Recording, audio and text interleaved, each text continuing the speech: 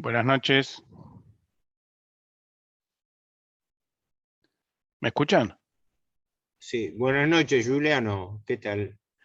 ¿Qué tal? Eh, ¿Cómo están? Leonardo, ¿cómo andás? Ahí estamos. Ya se está grabando, Leonardo, ¿eh? ¿qué tal? Bueno, un gusto. Los demás, no sé a quién conozco, pero bueno, a Leonardo sí. Héctor Juliano, buenas noches. Bueno, buenas noches a todos, ¿eh? Así que, Leonardo, ¿vos me escuchás bien? Buenas noches, Miguel Ángel, José Luis Puente, Carlos Pesado, ¿cómo andás? Buenas noches, feliz día del historiador. Para todos, feliz día del historiador, exactamente. Ujú. Daniel Jerez, buenas noches, que también te veo ahí. María Mercedes, que Buenas noches, está... mucho gusto. No se te escucha, Leonardo, ¿eh?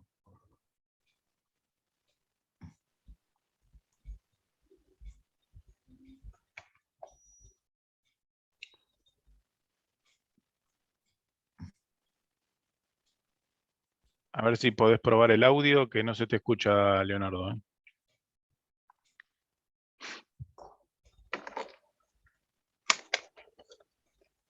Bueno, ahí estás recibiendo asistencia, así que ahí ya, en cualquier momento. Hola. Hola, no sé Ahí, si se escucha. ahí se escucha perfecto. Bueno, es que yo soy de la campaña del desierto todavía. Bueno, ningún problema, ningún problema. Bueno, Leonardo, si querés, aguardamos 2 minutos más y arrancamos, ¿te parece? Sí, cuando vos quieras. Leonardo, te hago esta pregunta. ¿Vos vas a proyectar algo? ¿Querés que te haga, también te comparta los comandos o directamente te vas a alargar a hablar? No, yo hacer la presentación como vos quieras, si Sí, querés sí, sí, comentar algo, lo que sea. Yo voy a hablar nomás, mucho no. Para perfecto. compartir, ni preparé nada, ni sé bien cómo se comparte, ¿no? No, está bien, porque muchos expositores por ahí preparan alguna pieza visual, entonces quiere que el público también la vea y como una ayuda y demás, pero ningún problema, ningún problema. Entonces arrancamos así derecho viejo y no te hago, ¿cómo se llama? Coanfitrión. Ahí está, Sí, no no, me salía la palabra. y si querés, superpuesto o no con la charla, si querés proyectar algo, no hay problema, yo no, o me No, avisás, está bien, no hay ningún problema. No hay problema. dirigilo vos. Acá nos dice por chat Ángel Oscar Croce, que del Instituto de Derecho Aeronáutico y Espacial, con Comisión de Estudios en Derecho Marítimo, en el Colegio de Abogados de Loma Zamora, lo saluda muy atentamente. Bueno, te agradecemos entonces la presencia, Oscar, espero que nos sigas acompañando a lo largo del año en las próximas charlas. En principio, bueno, ahí se conecta Sí, vos también decís de un María. chat, pero se ve el chat, yo no veo chat, pero bueno, no importa. Seguramente el chat lo vas a tener al pie de tu pantalla, que hay una barra de herramienta que se va, aparece y desaparece. Tenés que poner el cursor para que aparezca, entonces ahí te aparece. Donde dice chat, Exactamente, si vos haces ahí clic en el chat, te aparecen los show chat, comentarios de pero todos los participantes. ¿Sí? bueno, no importa, no. Ah, para ahí aparecería, sí. Claro, exactamente, ahí estaría apareciendo. Bueno, Bueno, si te parece entonces, Leonardo, comenzamos formalmente el encuentro del día de hoy. Te voy a presentar, aunque creo que ya todos te conocen, pero bueno, vamos a hacer las presentaciones formales.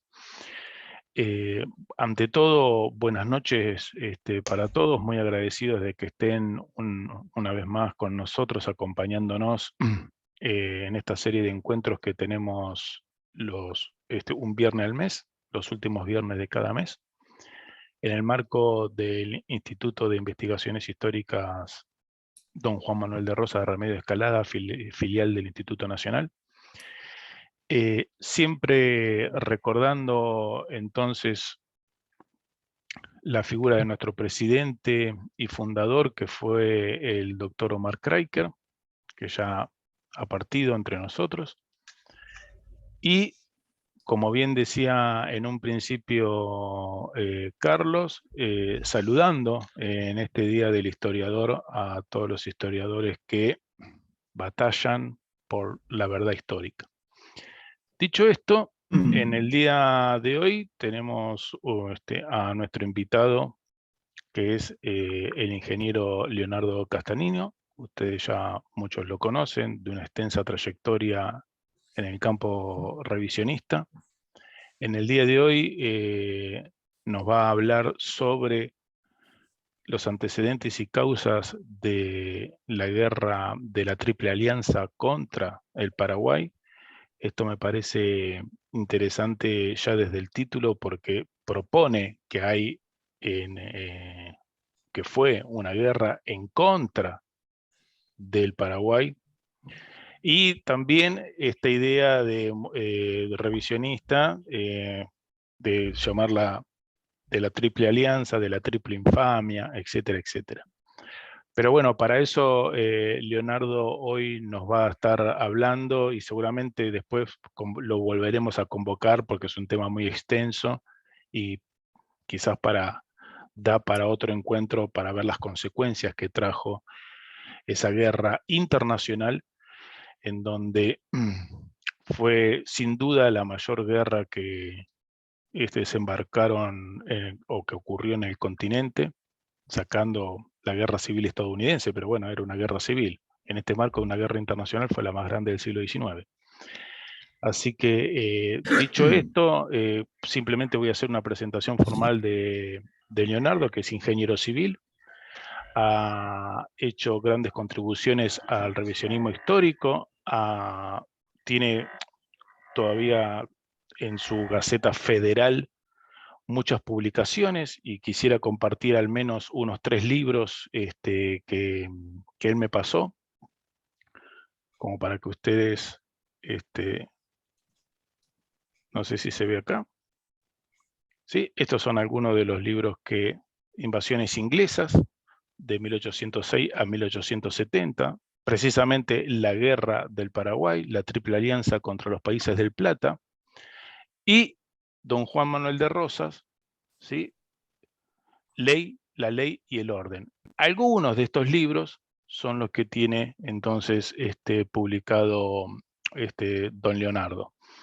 Voy a dejar de compartir y ahora volvemos entonces a la sala. Y bueno, Leonardo, sin más preámbulos, cuando vos lo dispongas, comenzamos. Les voy a pedir a todos entonces que silencien los micrófonos para no tener ruido ambiente, y una vez que Leonardo termine su exposición, bueno, ahí sí, abrimos la charla, y aquellos que quieran hacer algún aporte, preguntas, etcétera, por supuesto, en forma ordenada, siéntanse con absoluta libertad de hacerlo. Muy bien, Leonardo, todo tuyo entonces. ¿Qué Bueno, tal? buenas noches.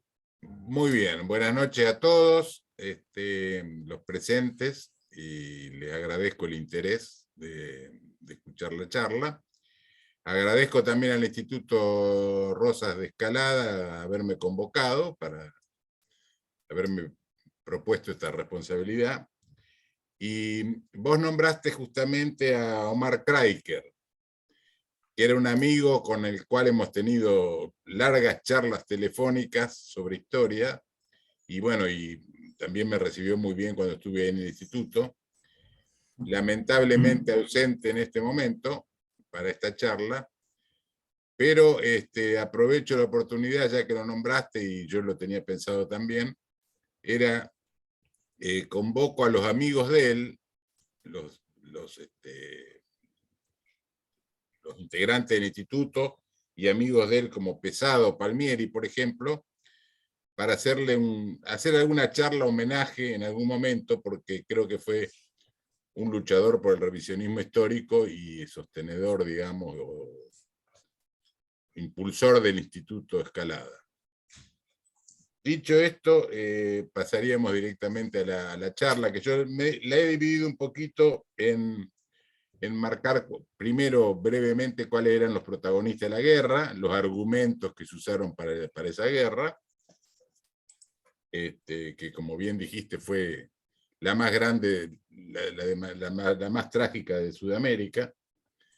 Y en la tercera parte haría una cronología breve desde los antecedentes de la guerra, que empezaron aproximadamente en 1800. Los protagonistas de la guerra, bueno, fueron en Paraguay, en primer término, que era un país autónomo en ese momento. Se había adherido, no adherido a la Revolución de Mayo, pero sí se había separado, digamos, se había aislado de los demás países, de Argentina incluso, no intervino en las guerras de la independencia ni en las guerras civiles, y se había aislado, era un país autónomo que incluso hacía canje de mercaderías con los otros países, no tenía deuda externa, había prohibido la masonería, que recién se permitió la masonería a partir de la caída de Asunción en 1868, de manera que era un país autónomo en ese momento, ¿no? A su vez, Paraguay era amigo con otro de los participantes de la guerra, que fue Uruguay. ¿Por qué era amigo? Porque Uruguay le daba las garantías de salida al mar, porque Paraguay era un país mediterráneo y la única posibilidad que tenía era a través de su amistad con con Uruguay, salir al mar. Uruguay en ese momento, en las vísperas de la guerra, estaba gobernado por federales, por el Partido Blanco, que era Berro y luego Aguirre, y fueron desplazados por Venancio Flores, que era del Partido Colorado, unitario, había sido mercenario, digamos, a favor de Mitre, barriendo a todos los federales del interior de la Confederación, y desalojó al gobierno de Aguirre en ese momento y quedó como presidente y se unió a la Triple Alianza. En realidad tomó el gobierno financiado o impulsado por los brasileños, por el propio Mitre, que lo financiaron, inclusive por los ingleses, que en la reunión que tuvieron en Punta del Arroyo Rosario, donde acordaron la alianza, le prometieron la financiación, un poco menos de lo que él pedía, pero lo financiaron, digamos. El otro participante fue el Imperio de Brasil, que era, en ese momento era una potencia grande, esclavista, que siempre tuvo ambiciones sobre todas las provincias hispanoamericanas. Había tomado Mato Grosso, Río Grande do Sul, en fin, y tenía ambiciones sobre los demás países. El otro participante fue Argentina, que en ese momento el presidente era Mitre. Mitre dominaba todo el interior de la Confederación, y mientras que Urquiza estaba en la Mesopotamia, en un pacto que habían hecho a raíz de las batallas de Cepeda y Pavón, y Mitre le ofrecieron ser el jefe de los ejércitos aliados, a pesar de que nunca había ganado una batalla, pero bueno, lo incentivaron con ese caramelo, digamos, porque, como decían algunos, los brasileños a Mitre le hacían escupir dulce y tragar amargo. la cuestión que, bueno, ellos se hicieron esta alianza, la acordaron, digamos, en Punta del Arroyo Rosario a mediados de 1864, y recién se firmó el tratado en mayo del año siguiente. Yo ahora quería hacer marcar rápidamente los antecedentes de esa guerra, porque esa no se inició, digamos. Primero quería decir cuáles eran los argumentos que se usaron para esta guerra, ¿no? Uno de los argumentos era que querían liberar a Paraguay, liberarlo del tirano.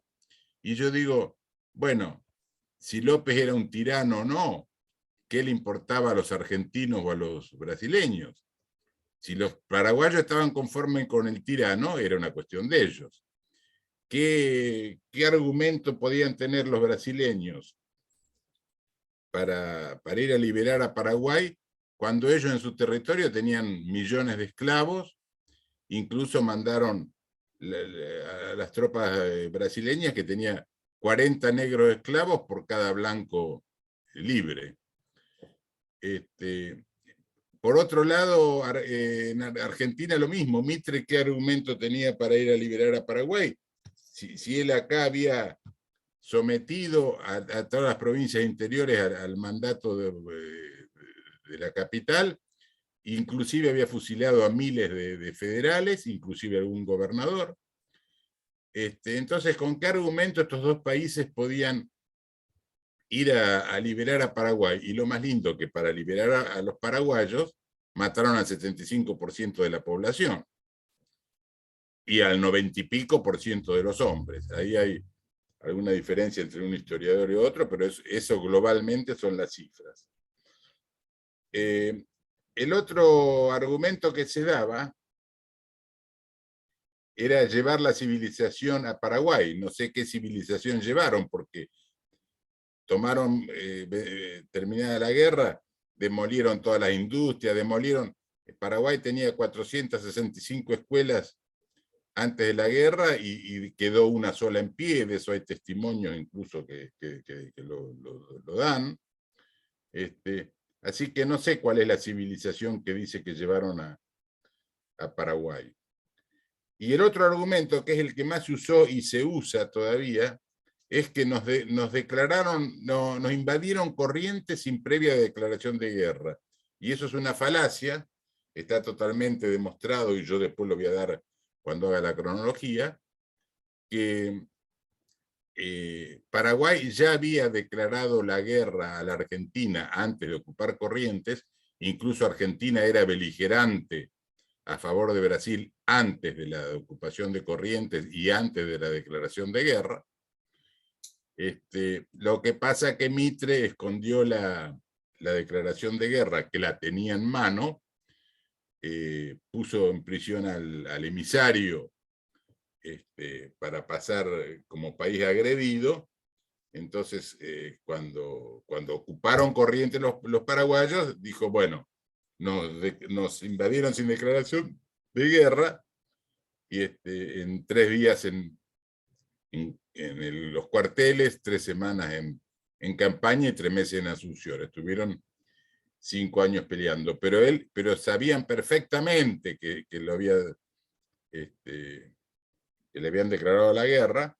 Inclusive sabía que iban a ocupar Corrientes en primer término, porque según se lo informa un gobernador de Córdoba, el mismo ministro inglés dice, sé que Paraguay le declaró la guerra a Argentina, dice, vi copia de la declaración en manos de Lizalde, que era el ministro de Mitre. En fin, yo después, cuando haga la cronología, voy a dar un poco más los detalles y las fechas. Si quisiéramos hacer un poco de historia de los antecedentes de una cronología, yo diría que empezó aproximadamente a principios de siglo. En 1801, Brasil ocupa Mato Grosso, que dependía de la gobernación de Paraguay, y siempre la reivindicaron como propia. Después, en 1806 y 1807, durante las invasiones inglesas, Paraguay envía hombres a luchar contra contra los ingleses. Y en 1810 se produce la Revolución de Mayo, que a mi entender, algunos probablemente difieran con mi opinión, no fue hecha por el pueblo de Buenos Aires, sino que fue hecho por un grupo selecto de clase principal, inclusive formada en gran parte por comerciantes, representantes de los ingleses, mercaderes, contrabandistas, y todo eso digitado por Lord Stranford desde Río de Janeiro. No me voy a extender en esto, ya lo puse, que me llevó un capítulo más en mi libro sobre las invasiones inglesas, donde está todo el detalle. Voy a dar simplemente una fecha significativa, porque los ingleses estaban intimados a retirarse, los comerciantes ingleses estaban intimados a retirarse de Buenos Aires el 26 de mayo de 1810. Para eso estaba la flota que los respaldaba, los protegía, digamos, estaba en la rada del puerto de Buenos Aires. Incluso los de la flota fueron los que dieron municiones para la Revolución de Mayo. Y el plazo de desalojar a Buenos Aires se vencía el 26 de mayo de 1810. Ahora, el 25 se hizo la revolución y el día 26 brindaron en el Cabildo la junta en pleno con todos los oficiales de la flota inglesa. Así que los ingleses no pueden sacar el pie del plato porque eso está todo absolutamente probado. Lo mismo que en la guerra de Paraguay, que dicen que no.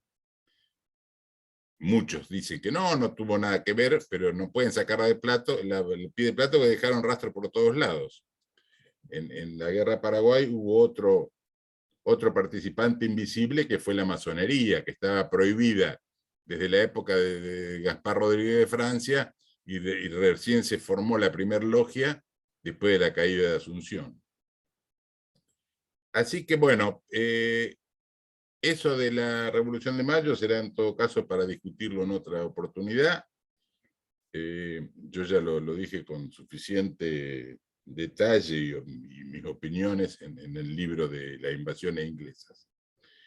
Ahora, una vez que se produce la Revolución de Mayo, hay varias regiones que no adhieren, como Córdoba, la Banda Oriental, Paraguay y el Alto Perú. Ahora, como no se... incluso uno que se opuso fue Liniers y Gutiérrez de la Concha, que era el gobernador de Córdoba, que lo fusilaron a los dos. Incluso lo fusilaron a manos, por orden de Moreno y de Saavedra, a manos de un pelotón de soldados ingleses, como si fuera una revancha de las invasiones inglesas. Como Paraguay no adhiere, la Junta manda a un ejército auxiliar al mando de Belgrano para convencer, digamos, a los paraguayos a que se adhieran.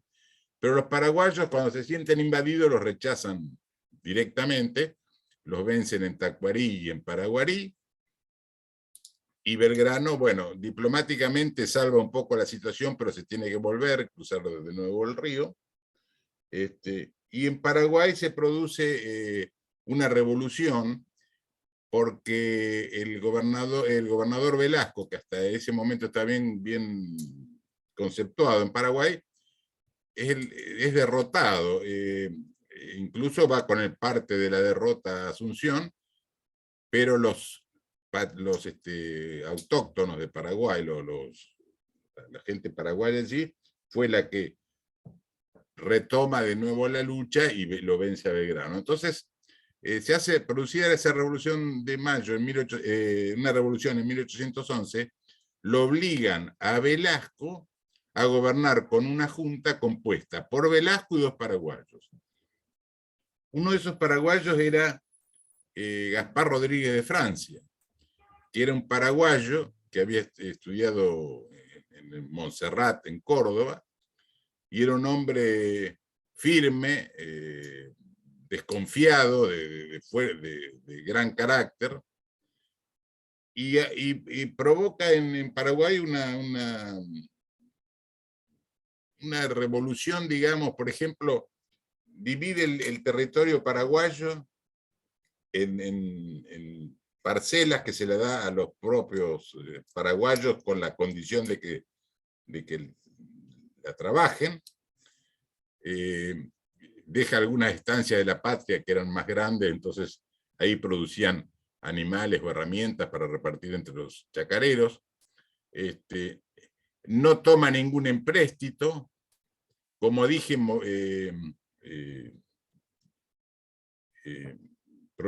prohíbe la masonería, no intervienen en la revolución, ni en la guerra de independencia, ni en las guerras civiles, inclusive se aisló completamente, decía, no, estos son, son de abajo, decía él, y por eso incluso desconfiaba de Artigas. Ahora, Gaspar Rodríguez de Francia, en 1811, le propone a la Junta de Buenos Aires hacer una confederación, pero que ninguna provincia tenga preponderancia con las demás, que fue lo mismo que le propuso Artigas, que le iba a proponer Artigas en la Asamblea del año 13, que le rechazaron los diputados. Por eso yo en mi libro Artigas, Rosas y Francia precisamente digo que fueron los tres que llevaron la línea del federalismo histórico, ¿no? Ahora, Gaspar Rodríguez de Francia le manda una nota a la Junta de Buenos Aires proponiéndose esa confederación, y la Junta de Buenos Aires directamente lo ignora la nota, no la contesta, pero empieza a hacerle una... se le pone en contra, le empieza a entorpecer la navegación del río, le incauta algunos buques, en fin, le aumenta impuestos, y eso produce el aislamiento de Paraguay por Gaspar Rodríguez de Francia.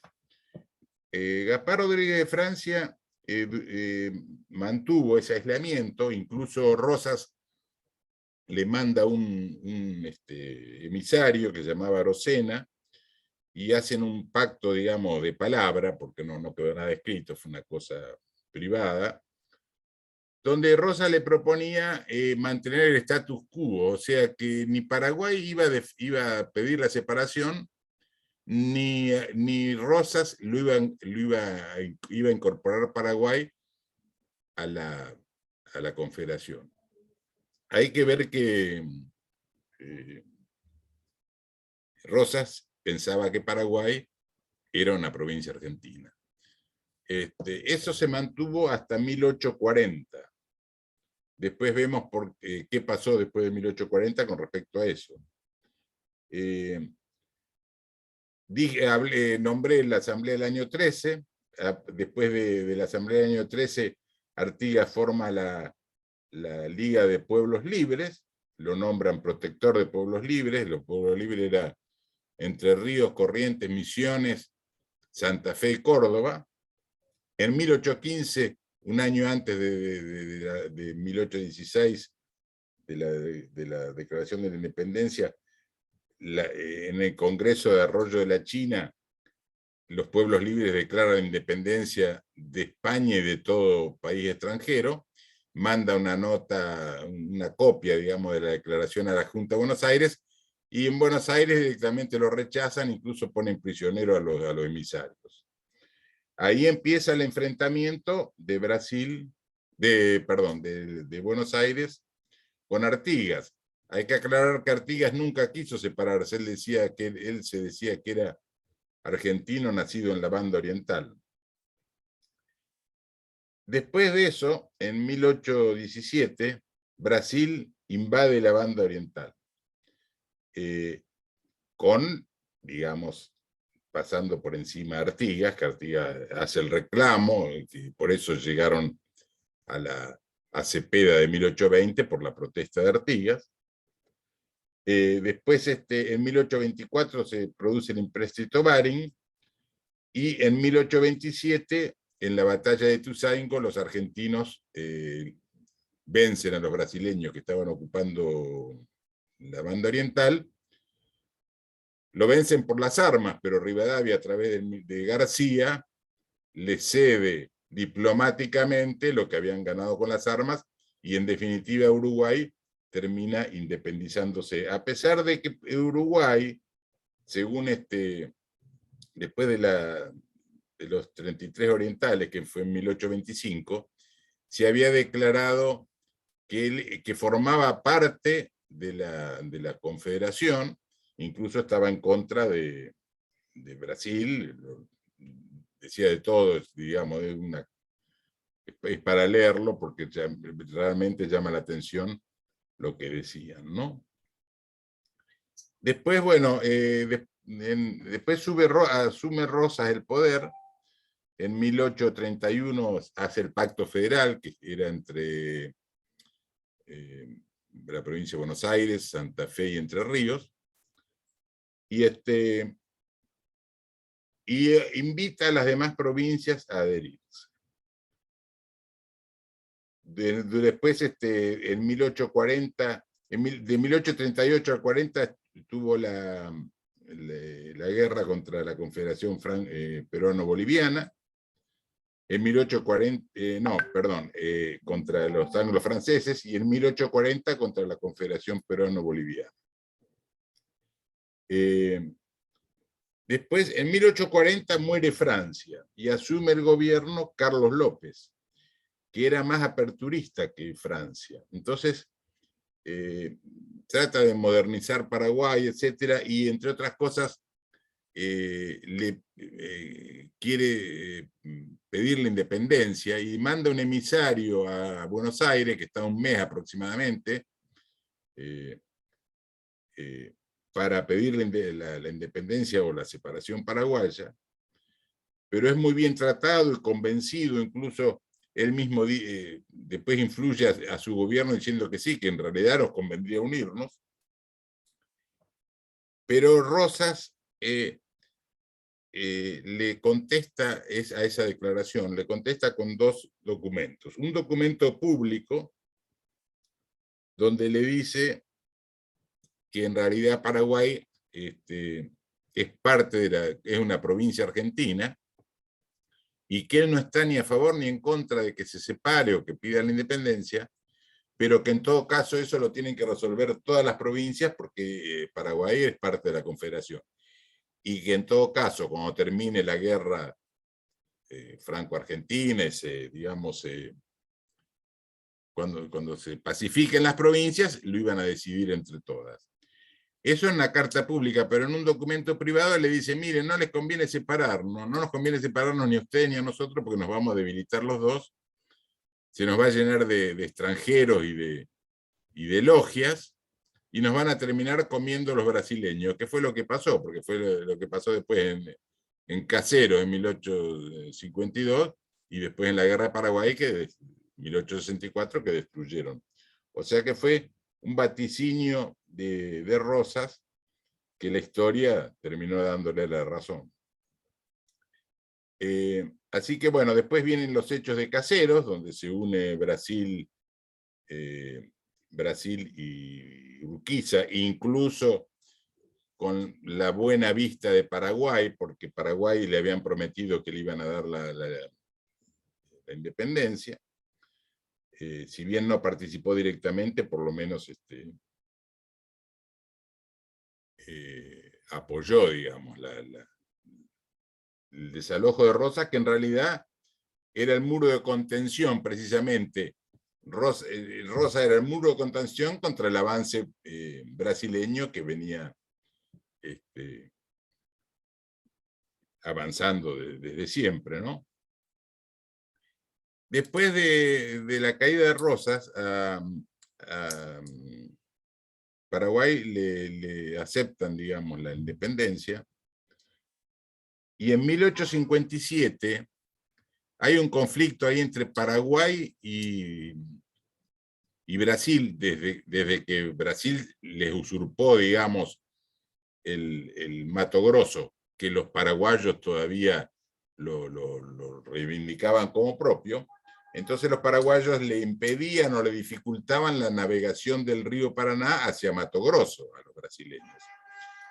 Pero bajo presión brasileña le sacaron a Paraguay un convenio donde le dejaban navegar el río, pero le limitaban el tonelaje de los buques, le limitaban la artillería que podían llevar los buques, que debía ser solo defensiva, le prohibía mandar armas, transportar armas, y además los obligaba a entrar en puertos paraguayos para poder ser inspeccionados a ver si cumplían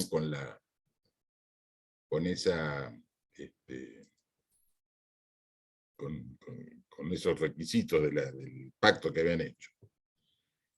Mientras tanto, en la Confederación, Mitre había hecho una guerra de policía contra todos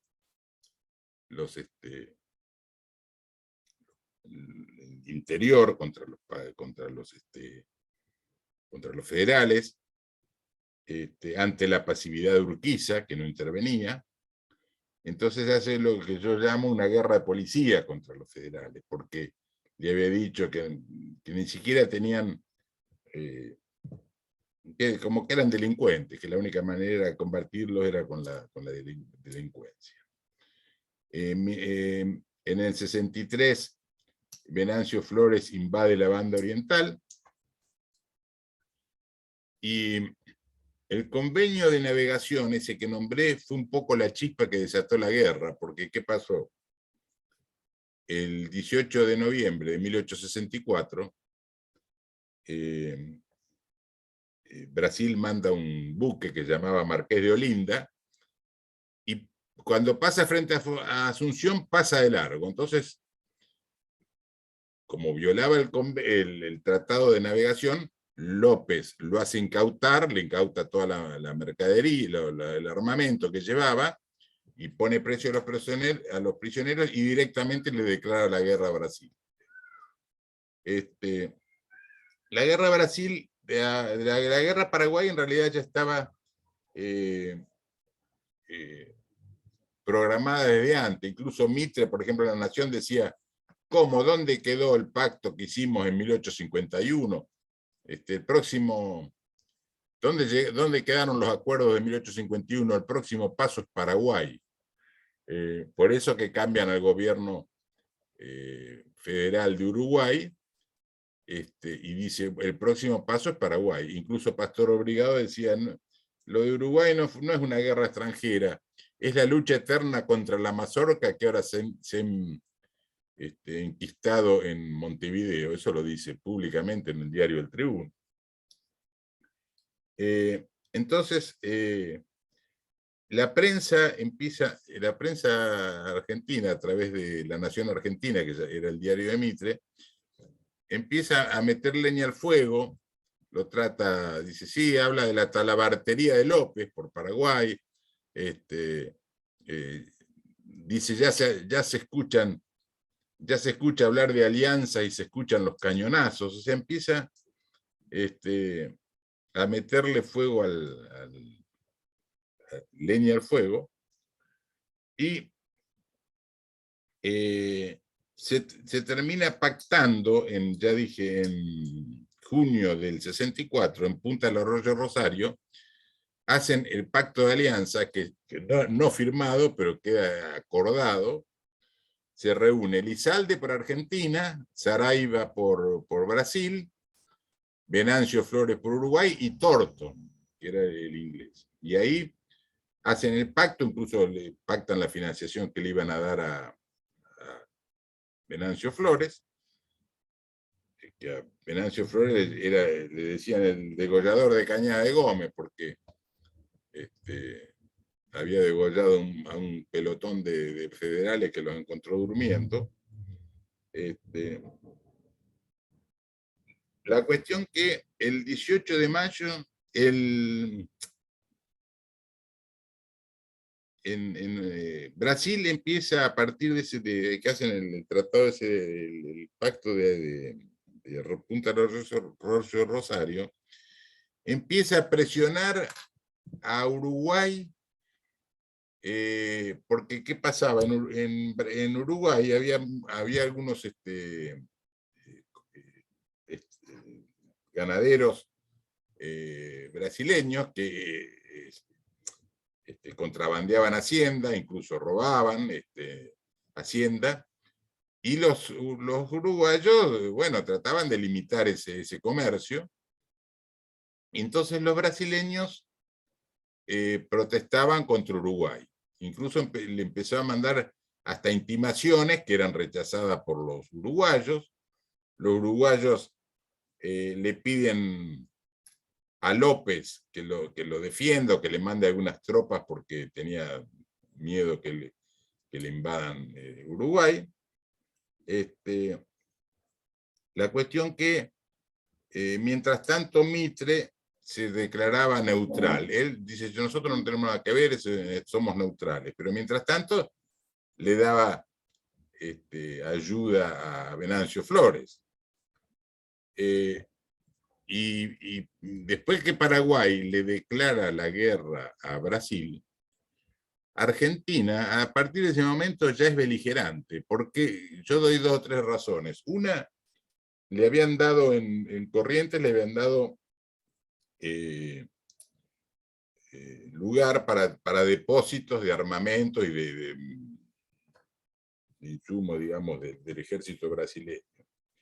Después le habían dicho a la prensa, desde Buenos Aires, le habían dicho a la prensa de Corrientes que censure las opiniones contrarias a la guerra de Paraguay, porque todo el interior, la mayor parte del interior, estaba en contra de ir contra Paraguay. Ellos querían ir contra Brasil, o incluso contra Buenos Aires, pero no contra Paraguay. Entonces le pide censura. Incluso Mitre le ordena al gobernador de Corrientes, dice, facilítele el envío de documentos brasileños, facilíteselos enviándolo en valija diplomática a nombre de Elizalde. Quiere decir que estaban hasta contrabandeando material de guerra. Y eso para mí es un hecho beligerante, digamos, en contra de Paraguay. Y peor aún, a fin de año, del año 64, cuando Brasil bombardea durante 2 o 3 días hasta Paysandú, la bombardea hasta demolerla, fusila al jefe de la plaza ya rendido y a varios más, oficiales o soldados. Y mientras tanto, Argentina, o sea, la flota brasileña se abastecía de bombas en la rada de Buenos Aires a plena luz del día. O sea que directamente era un país beligerante, Argentina contra Paraguay. No puede decir que era neutral. Ahora, mientras tanto se declaraba neutral, ¿no? Mientras sucedían todos esos hechos, Paraguay le pedía al gobierno argentino que lo deje pasar por Corrientes para defender a Uruguay. Pero Argentina le negaba el paso. Incluso López le pidió al compadre de él, que era Urquiza, que ante Mitre solicite el paso, que lo dejen pasar. Y Urquiza dijo que sí, que mientras que si no lo dejaban pasar, dice, los entrerrianos van a ser la vanguardia del ejército paraguayo. La cuestión que después Urquiza le vendió a Brasil los 30.000 caballos del ejército entrerriano y se acabó la amistad con López. Se hizo proveedor del ejército de los aliados y se terminó la amistad con López, ¿no? Bueno, como no lo dejaban pasar, ¿qué pasó? López terminó declarándole la guerra el 14 de marzo de 1865 a la Argentina, y no solamente se la declaró públicamente, sino que le mandó con un emisario del ejército paraguayo, le mandó una copia a Mitre. ¿Y Mitre qué hizo? la escondió la declaración de guerra, la cajoneó porque él quería pasar como país agredido.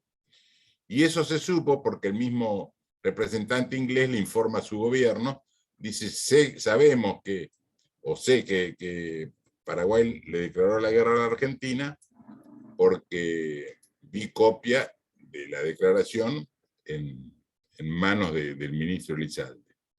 Y el 3 de abril, el gobernador de Córdoba le informa, dice, sabemos que Paraguay nos ha declarado la guerra y el próximo paso va a ser la ocupación de Corrientes. Quiere decir que Mitre no solo sabía que le había declarado la guerra, sino que sabía dónde iba a ser el primer acto, digamos, de ocupación, digamos. Incluso se sabía porque en Montevideo se festejaba, quemaban banderas brasileñas, y el cónsul paraguayo decía, ya vienen 30.000 paraguayos para defendernos. La cuestión que eso fue en abril, ¿no? Y en marzo. Y el 14 de abril, Paraguay ocupa Corrientes, entonces ahí Mitre se da por enterado y a los 3 días declara en el balcón, aplaudido por todos los aplaudidores del momento que tenía, expresa eso de en 3 días en los cuarteles, 3 semanas en campaña y 3 meses en Asunción. Así que bueno, esos serían los antecedentes de la guerra, donde yo creo que queda demostrado, por un lado, que Inglaterra tuvo participación, que no fue un país agredido, y esas cosas se conocen incluso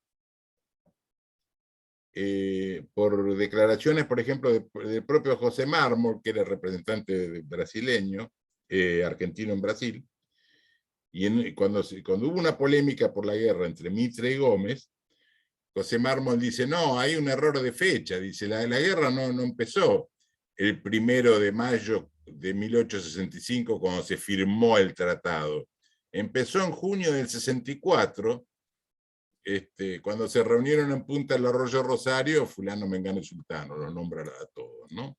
Y lo mismo le dice Saravia, en una carta a Nabucco, le dice, no, dice, hay un error de fecha, le dice exactamente lo mismo, no fue el 1 de mayo del 65, sino en junio del año anterior, del 64.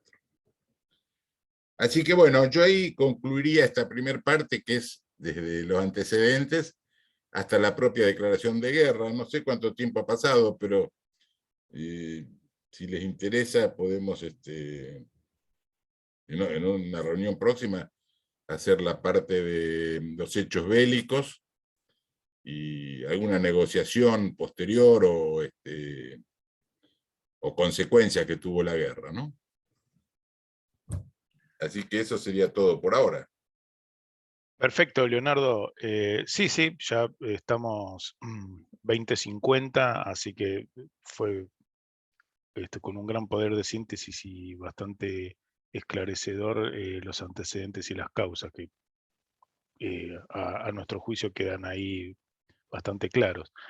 En este sentido, invito entonces a quienes tengan alguna consulta, algún aporte, alguna otra perspectiva sobre lo que venía contándonos, relatándonos Leonardo. Bueno, si alguno quiere hacer alguna intervención, es bienvenido. Héctor, levanta la mano, dale, Héctor. Héctor Juliano, bueno, saludos a todos. A Leonardo, que lo he hablado en parte con él, quería específicamente saber cuál es el grado de compromiso de financiamiento británico, porque la única referencia que tenía, mi fuerte no es la historia argentina, es que el entonces Banco de Londres y Río de la Plata tuvo un papel determinante en el financiamiento de la guerra de Paraguay. Y vos hiciste referencia a que, bueno, el gobierno británico lo sabía. Si tenés algunos elementos más específicos de cómo en los antecedentes se produjo ya ese compromiso de financiamiento. Sí, en Brasil había una persona, un tal Irineo Evangelista de Souza, que había empezado de abajo, digamos, porque incluso era un chico huérfano que el tío lo dejó en un puerto, lo adoptó otra persona, fue dependiente en una casa británica, cuando se fue británico le dejó la casa a él, y este Magua tuvo un gran poder económico en Brasil, incluso en Uruguay, tenía industria, forestaciones, incluso en Paraná, porque Urquiza le había dado, este Magua tenía un banco en Paraná, y Urquiza le había dado la potestad de imprimir moneda. Magua, y que además era testaferro de Rothschild, y ahí vienen los ingleses, que incluso había financiado los hechos de Caseros. Ahora, para decir verdad, el barón de Magua se oponía, o sea, era reticente a la guerra de Paraguay, porque decía que iba a ser un problema, y se iban a fundir económicamente las provincias, que efectivamente fue lo que pasó, incluso se fundió él, que terminó vendiendo los lentes de oro para pagarle al médico. Pero de hecho no tuvo más remedio, ¿viste? Como siempre pasa, ¿viste? Te usan, y lo hicieron ir contra financiar la guerra de Paraguay. Por eso ahí están los ingleses a través del barón de Magua que financiaron la guerra. Esa es la versión que yo tengo. Ok, muchas gracias, muy claro. Perfecto. Mario, voy con Mario Croco y después con Carlos Pesado.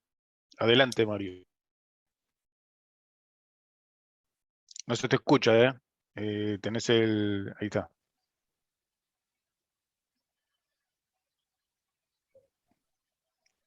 A ver ahora. Mario, no se te escucha.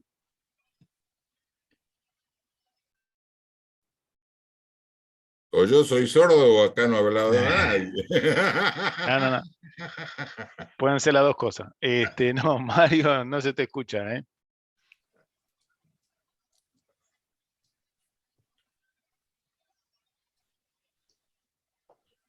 No. Mario, si podés solucionar el tema del micrófono porque no te estamos escuchando. Voy con Carlos. A ver. Hola. No se te escucha, Mario, ¿eh? Fíjate de a ver cómo lo podemos solucionar. Mientras tanto, Carlos, adelante vos. No, solamente en preguntarle, no a Leonardo, sino ver una interpretación así de esa presencia inglesa tan manifiesta, tan pronunciada, en parte sin duda cierta, y me hace recordar a Leonardo en el mismo tono de González, ¿no? El amigo también lanucense, que todavía vive, ¿no? Y en ese libro, Involución de Hispanoamérica, ese tomazo de González, que nos deja prácticamente a la historia argentina, ¿no es cierto?, dependiente desde siempre, ¿no? En una libertad tan lastimera, con tantos intereses que han sido ciertos, ¿no? Por eso a veces los que estamos en el revisionismo histórico clásico defendemos la figura de Rosas y alguno que otro, pero González, por ejemplo, ni lo perdona, porque el tratado de 1824-25 no lo denunció Rosas. No por el exilio que después toma, porque en última instancia ese supuesto fair play de los ingleses le permitió por lo menos un ostracismo pobre, pero pero seguro. Ahora, esto es así, es tan severo, tan dramáticamente trágica la historia argentina. A veces yo, no sé, tengo algo de ingenuidad, me resisto, ¿no? Me resisto a que sea la historia del coloniaje permanente. Le dejo el contrapunto a Leonardo, porque él tiene fundamentos para afirmar lo que dijo, y yo lo asevero también. Bueno, primero voy a aclarar lo de Rosas para que no se me pase. Rosas siempre fue muy respetuoso de los convenios ya hechos, como fue el Tratado de Comercio que vos nombraste de 1800. Pero así como respetaba los convenios, también le puso los puntos cuando se quisieron salir, como la guerra del Paraná, que algunos dicen, no, al final por la navegación de los ríos, no, querían separar la Mesopotamia, que no es distinto, que es muy distinto, y le puso los puntos. Ahora, ¿por qué se fue a Inglaterra? Y en realidad Rosa se fue como un preso político allá, digamos. Inclusive está la versión de que Pascual Echagüe, que se había ido con él, tenía un primo en el Vaticano, entonces a través del cardenal del Vaticano, le pidieron al Papa que haga un arreglo con el gobierno inglés para que dejen la matanza que estaban haciendo acá de federales. Entonces llegaron a un acuerdo, pero a condición de que Rosas no pueda salir de Inglaterra. Inclusive a Rosas le ofrecieron después volver y no quiso. O sea que además Rosas tampoco, ya peleó en la vuelta obligado contra los franceses y los ingleses, ahora tampoco era el mago, no era Mandrake, porque, claro, también le reprochan de que no tomó Malvinas. ¿Con qué iba a tomar Malvinas si los unitarios le habían vendido la flota para pagar las cuotas del empréstito Bari? Con un bote la iba a recuperar. Y con respecto a la Revolución de Mayo, que yo sé que Carlos ya me imaginaba que no iba a estar de acuerdo, por eso no dije mucho. En todo caso, después le doy mi libro y que me lo discuta. Pero la Revolución de Mayo y los hechos posteriores, en realidad, ¿qué pasó? Dividieron el virreinato en 3 o 4 partes y se lo dieron a los ingleses. En realidad, todo Sudamérica se quedó con los ingleses. Que los ingleses no es en la Revolución de Mayo, ya venían luchando desde siglos, digamos, para quedarse con el comercio inglés, desalojar el comercio español. Tanto es así que San Martín, después que cuando cruza los Andes, hace un acuerdo con el virrey de Lima, en Punchauca, y le propone, unamos los 2 ejércitos y nombremos un emperador o un príncipe, no sé, español, y brindaron y todos los oficiales del ejército español realista que le decían, y los patriotas, por el acuerdo que habían llegado. ¿Y qué pasó? Había un tal, Tucho, ahora no se me escapa el nombre, que era oficial del ejército realista, que era grado 33 de la masonería, y le puso a toda la oficialidad en contra y no lo pudo hacer. Por eso es que San Martín se une con Bolívar, le propone lo mismo, Bolívar no quiere, que también era la masonería, vuelve. Entonces San Martín se retira a Mendoza, le hacen una guerra terrible, se tiene que ir vestido de gaucho a Buenos Aires y se exilia en Europa. Por eso que San Martín después lo apoya a Rosas, incluso le lega el sable en base a la lucha que había tenido a favor de la soberanía. Así que bueno, eso es la versión que yo tengo. Puedo estar equivocado. Yo en el libro doy todos los datos, las citas de los autores que han que avalan lo que opino. Ahora puedo estar equivocado.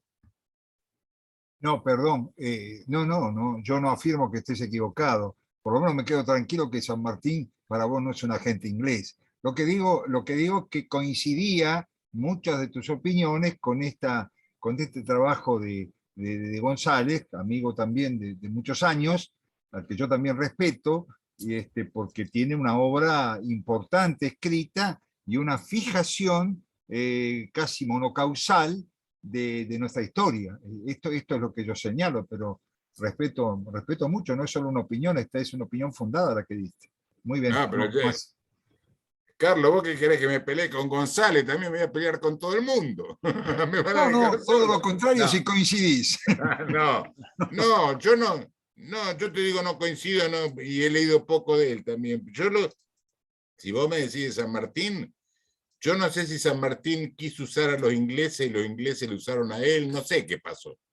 La cuestión que San Martín cruzó la cordillera de los Andes con un plan inglés de 1800, eso está absolutamente probado. Incluso San Martín vino a la Argentina en una fragata llena de masones ingleses.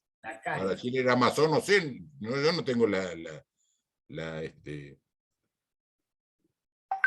data, digamos, no tengo las pruebas. Ahora, lo que sí sé que estaba totalmente enfrentado con Alvear, que era de la masonería, cruzó la cordillera de los Andes boicoteado por los masones como Rivadavia, etc. Y quiso hacer ese pacto en Punchauca y se lo boicotearon, por eso que se fue. Ahora, yo no digo que él haya sido masón o no, incluso hasta puede haber sido y después se arrepiente, no sé. No sé si los ingleses lo usaron a él o él quiso usar a los ingleses y le salió mal. Lo que sí, el resultado que veo es que la Confederación quedó dividida en 4 pedazos y los ingleses se hicieron dueños económicamente de toda Sudamérica. Bien, gracias. Mario, ¿pudiste reconectar? A ver si te escuchamos, Mario. Si no, mandanos la pregunta por el chat. No te podemos escuchar, Mario. Ahí te vemos gesticular, pero no te podemos escuchar.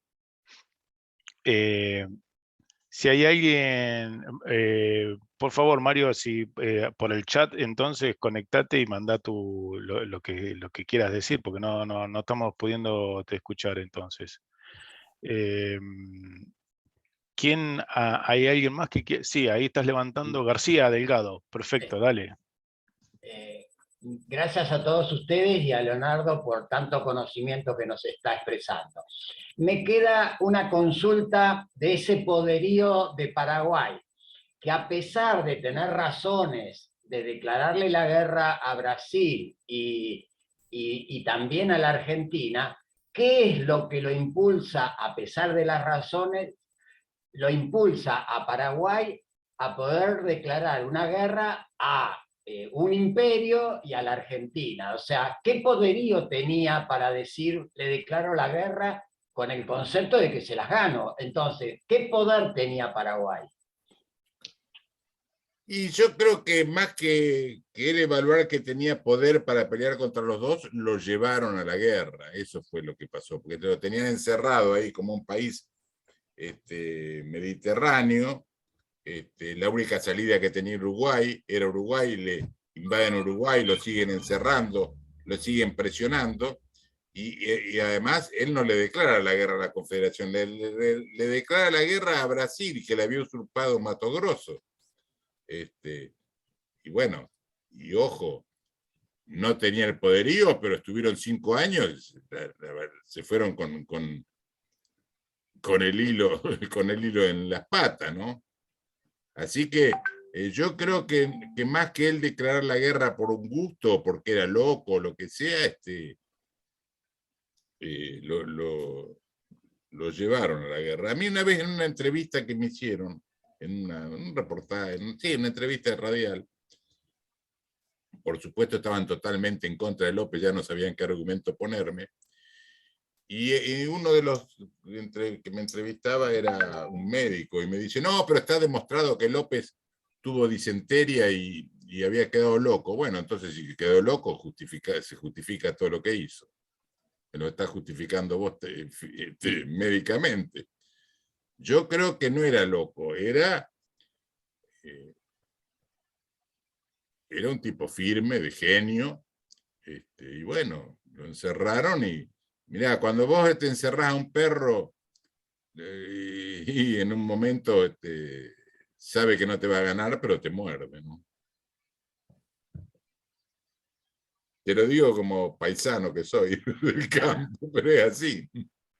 Perfecto, muchas gracias entonces a García Delgado por el aporte.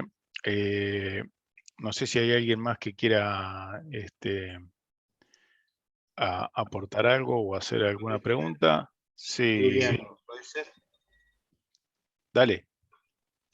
Bueno, nuevamente, quería preguntarte, Leonardo, ¿cuáles fueron básicamente los términos de esa alianza que se firmó en Junta del Rosario? Es decir, ¿cuáles fueron los términos? Porque eso había sido que un precompromiso argentino, ¿cuáles eran las cláusulas centrales?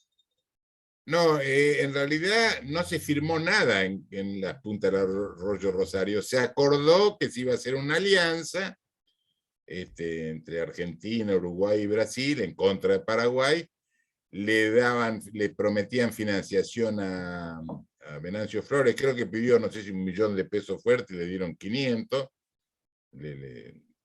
Eso fue básicamente lo que se acordó. O sea, no fue un tratado, no fue un convenio. No. Y lo deben haber seguido haciendo, porque imagínate que le declaran la guerra. La guerra se declara el 14 de abril y el 1 de mayo firman el tratado. Semejante tratado no lo van a hacer en 15 días. Pero el tratado de alianza se firmó el 1 de mayo del 65. Inclusive tenía cláusulas secretas. Y algunas de las cláusulas que había era, por ejemplo, que ninguno de los tres podía negociar por separado la paz, que le iban a hacer pagar a Paraguay los daños de la guerra, una serie de cosas que incluso tenía cláusulas secretas, tanto así que hubo un inglés que se llamaba Thompson, que era un ingeniero que trabajaba en Paraguay, y que era bastante opuesto a López, pero cuando se enteró de las cláusulas secretas se echó en contra. Hubo otros partícipes, por ejemplo, Bolivia también le ofreció a Paraguay enviarle 10.000 soldados, 10.000 hombres de tropa, y algunos equipamientos, que Rosas lo rechazó. Hubo también unos norteamericanos que habían terminado con la guerra de secesión norteamericana y se ofrecieron como corsarios a favor de Paraguay en contra de la flota brasileña, y López la rechazó. En fin, hubo varios,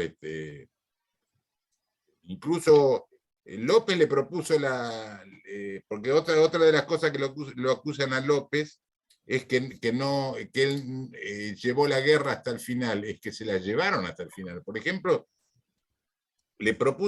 varias veces le propuso hacer un arreglo. Incluso en la entrevista ya Taití Cora, que se iban a juntar López, Mitre y los brasileños, los brasileños directamente no intervinieron porque dijeron: a nosotros nos mandaron a pelear contra López, no a conversar, nos mandaron a pelear contra él. Entonces, en definitiva, se reunieron Venancio Flores, Mitre y ¿cómo es? López. Venancio Flores de oyente, porque ni pinchaba ni cortaba, y López dice que incluso llevaba la renuncia en el bolsillo, y le dice: bueno, ya hemos lavado, con la sangre derramada hemos lavado las ofensas que nos podamos haber hecho, y le ofreció la renuncia, pero mientras le garantizara la independencia y la integridad paraguaya. Y Mitre dijo: no, bueno, eso lo tenemos que arreglar entre los otros aliados, y por supuesto que Brasil le dijo que no. Brasil siempre se negó. Incluso un cónsul norteamericano ofreció una mediación, y los brasileños se negaron, porque había un solo objetivo, era quedarse con Paraguay, como sucedió. porque tanto es así que después pusieron un gobierno títere y se quedaron, no querían desalojar Paraguay, incluso casi llegó a una guerra entre Argentina y Brasil después, porque el mismo Sarmiento le echaba en cara a Mitre de que habían perdido todo, que habían hecho matar cualquier cantidad de gente y no habían sacado ningún beneficio. Dice, lo único que falta, decía Sarmiento, es que ahora se queden con la Mesopotamia los brasileños. Incluso en una nota que le manda Cassias ¿cómo es? Emperador, le dice dónde van a quedar todas nuestras intenciones de seguir avanzando sobre las provincias hispanoamericanas. Eso lo dice en un documento que está acá en el Museo de Mitre. Leonardo, te comento una pregunta, entonces te transfiero una pregunta de Daniel Jerez, que menciona por el chat lo siguiente: si tenés conocimiento de alguna opinión de Rosas en el exilio sobre la guerra, si se manifestó. Bueno, Rosas estaba en contra de la guerra de Paraguay, estaba, digamos, a favor de López. Tanto es así que le legó el sable de él a López.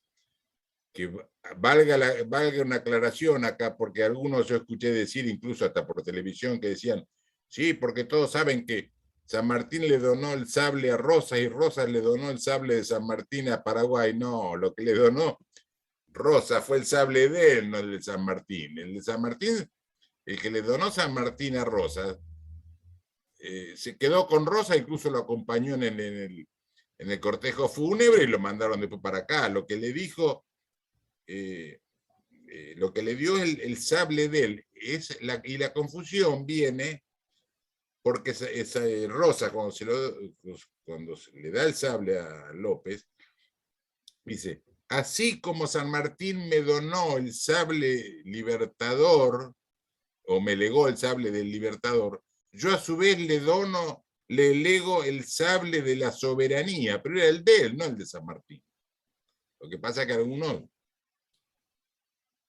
leen la historia sin entenderla, ¿no? Yo también. Perfecto. Bueno, muchas gracias entonces por la aclaración. No sé si, bueno, antes del cierre y de agradecerles a todos entonces la participación, me gustaría yo, Leonardo, proponerte este enfoque, a ver qué opinión te merece, y llevarte un poco entonces al contexto internacional, y creo que lo mencionaste en algún momento, pero digo, esta idea de la participación de Inglaterra en este sentido, dado que se produce la guerra de secesión estadounidense y que Inglaterra era aliada del sur algodonero, perdida esa plaza, como que tiene que salir a buscar reemplazar esa materia prima para sus telares en Manchester, y digamos, uno de los lugares donde se producía un algodón de altísima calidad, similar a los estados sureños, era Paraguay. Puede ser que esto, digamos, esta teoría, ¿tiene a tu juicio asidero en la intervención o en la promoción de Inglaterra en la guerra? Bueno, mira, eso del algodón se dice incluso, yo he escuchado argumentos que no, porque también había algodón en Egipto o en la India, que yo, bueno, pero los ingleses querían el algodón de la India, de Egipto y el de Paraguay también, ¿no? Eso por empezar.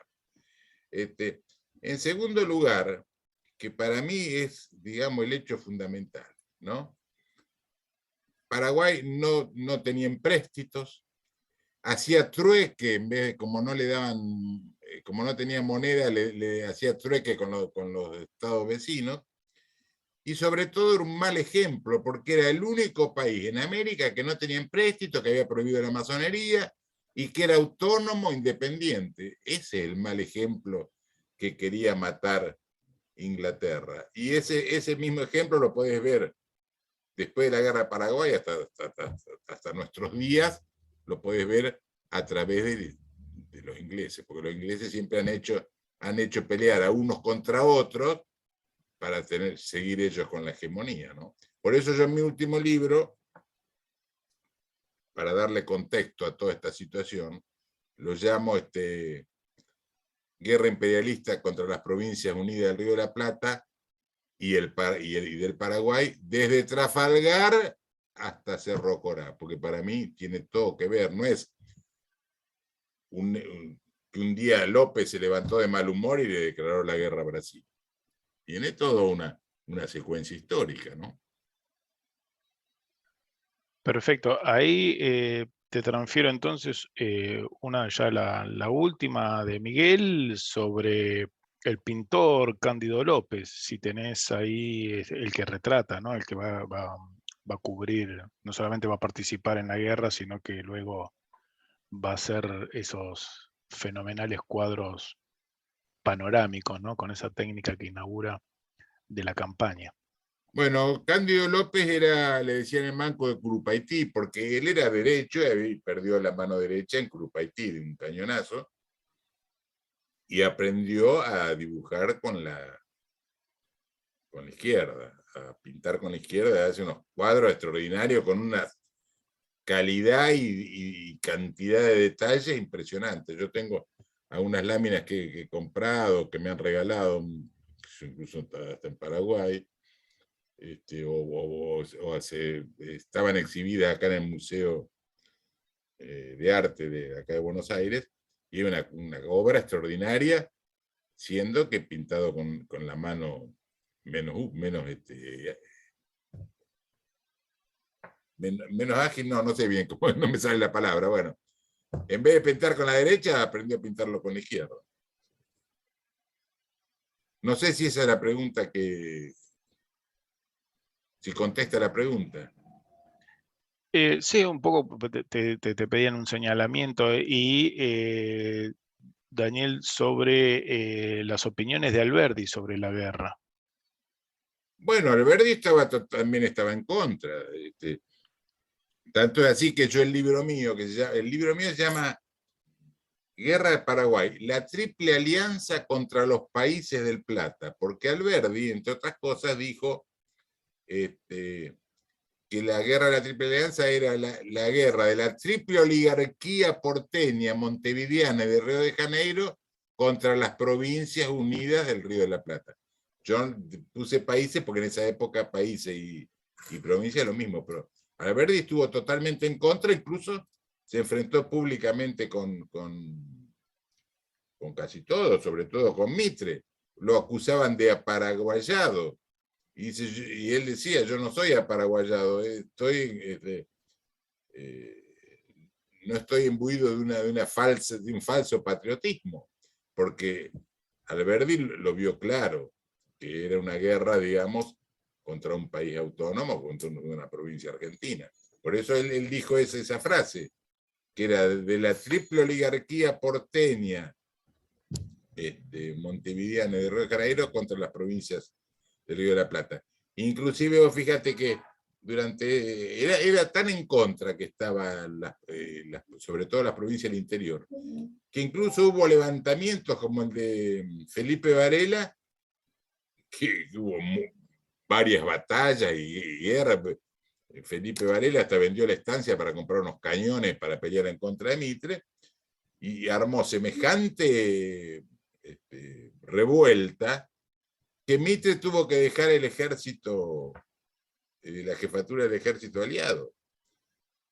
Que ahí los brasileños aprovecharon, porque como Mitre nunca había ganado una batalla, ni en la Guerra de Paraguay, ni en la Confederación Argentina, dijeron, bueno, listo, andá porque te van a sacar de la presidencia, y se lo sacaron de encima, esa fue la verdad. Perfecto. Bueno, bueno, acá Mario Croco, que no podía estar hablando, nos escribe y lo leo y ya con esto cerramos, dice que él quiere recordar que el mariscal Francisco Solano, nombre de un santo canonizado, López Carrillo, era hijo del presidente López y de su esposa Juana Paula Carrillo, esta de la familia del doctor Ramón Cardillo, los tíos realistas y este prisionero de Belgrano en la batalla de Tucumán. Dice, luego Belgrano conmutó sus fusilamientos por destierro en mérito al valor en batalla. Y de la mamá Antula, fundadora, entre otras, de la Casa de Ejercicios Espirituales de Buenos Aires, dice, cuestiones ideológicas, claro está, gracias a todos. Bueno, este es el aporte entonces de Mario, que fue leído mediante el chat porque no lo podía expresar. Quiero agradecerles a todos, bueno, la presencia también de Alberto Geli Cantilo, que amablemente siempre nos acompaña, y bueno, invitarlos a la próxima reunión que nosotros vamos a tener, ya en este caso a finales del mes de julio, o en el último viernes, o quizás el principio de agosto. Y agradecerles nuevamente que se hayan quedado hasta el final, y bueno, invitarlos también a seguir promoviendo estos encuentros. Bueno, Leonardo, por tu participación y la de todos, muchísimas gracias a todos y nos veremos entonces en el próximo encuentro del Instituto.